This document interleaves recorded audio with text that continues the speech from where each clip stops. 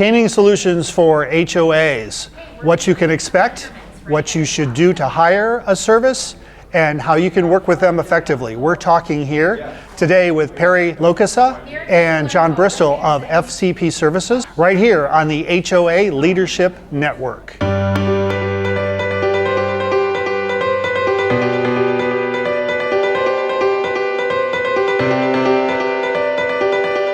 Perry, thanks for being with us today. Why don't you tell us a little bit about FCP Services, the history, and a little bit about you?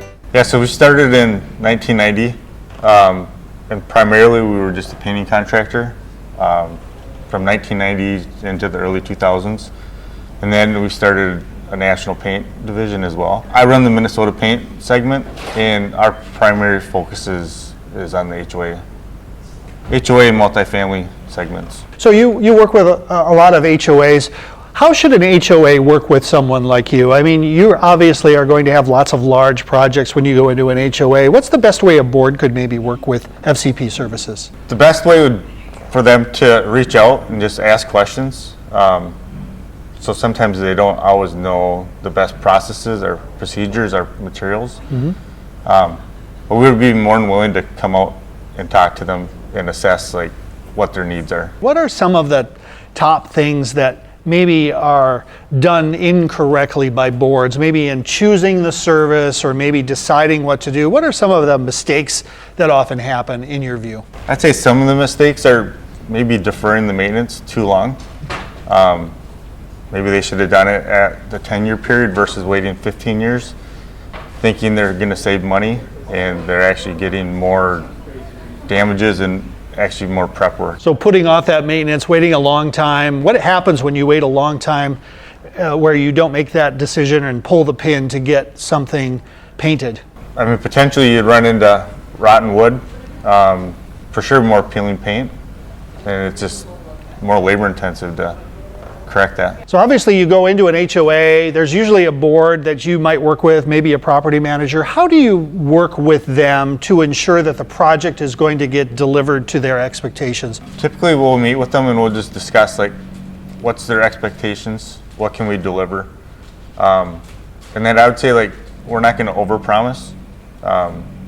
What we say is what we want to accomplish. Mm-hmm.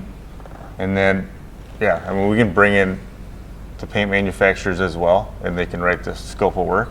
John Bristol, thank you for joining us today. So in your own words, what does FCP Services provide? FCP Services provides painting, construction services, and facility maintenance services to customers small and large across the country. Here in Minneapolis, we have quite a large practice doing multifamily housing and HOA services for painting. So you have some experience in understanding what HOAs need to do, how they need to sort of look at a project. What are some things that an HOA should really do to determine whether they need a large exterior painting project done? Well, typically we consult with an HOA by coming out and meeting with the team, and we'll walk around the property and assess the situation, because everybody's in a different situation, and some HOAs even paint in cycles, so they'll have some that have been painted at different times than other buildings as we walk around the campus. So the key is for us to take a look at the existing situation and come back with a budgetary recommendation that they can use to be able to do their budget. What are some of the top sort of mistakes that may happen in terms of an HOA board or maybe even a property manager selecting either a contractor to do painting, or they just sort of miss the mark in determining what the project should be?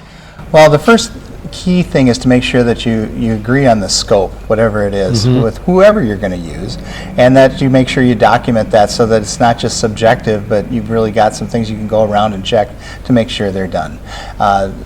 Big mistakes that we see are not starting in time, so putting it off too long, deferring that maintenance, and causing situations where we have to do a lot more prep work. Prep work drives the price, so you want to make sure you take care of it early. Other things that we see is maybe a property manager might just pick somebody they've always gone with, and they haven't taken the time to really flesh out to make sure that it's a good reputable firm that's been in business for a long time, that has good quality references, and will stand behind their work. In working with an HOA board, how do you stay in touch with them through the course of a project, either the HOA board and or the property manager if they have one? Well, we start early and often with the communication up front during the cycle of making the decision. So we'll come out and give them that budgetary bid, and then we typically can come back out during the decision process to present, and we can maybe even bring in some partners, whether that's the paint manufacturer or others, to help them get that specification just right. And then when the project comes around, we have a communication plan that we work on with them to communicate to their homeowners, and then to do regular communication with them through the project to make sure that as we hit each milestone that they're aware of it, that they can check it and make sure that they're getting what they asked for. So speaking of communication, what's the best way for our members to contact you? Well, certainly your members can contact us through our website, fcpservices.com. They can write me an email at jbristol@fcpservices.com, or they can give me a call at 612-607-3705. We'll be happy to come out and help them right away. Remember to join the HOA Leadership Network. It is free. Just go to the URL that is on the screen right now. I'm Mark Foster. Have a great day.